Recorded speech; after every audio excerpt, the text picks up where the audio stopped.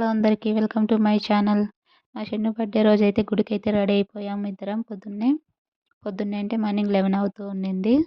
శివాలయానికైతే వచ్చేసాము. ఫస్ట్ అయితే అక్కడైతే జనాలేం పెద్దగా లేరు. కాకపోతే నామకరణం అయితే ఉండింది గుడిలోనే ఎవరిదో.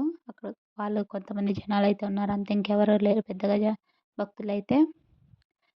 ఇక్కడైతే శివాలయానికైతే వెళ్ళాము. అది మంచో చెడో తెలీదు కానీ పూజకిచ్చిన టెంకాయ అయితే కుళ్ళిపోయింది. వాళ్ళక్కడ ఉండే వాళ్ళని అడిగితే చాలా మంచిదమ్మా ఏం కాదులే అనేసి చెప్పారు. మేమైతే డిసప్పాయింట్ అయిపోయాం.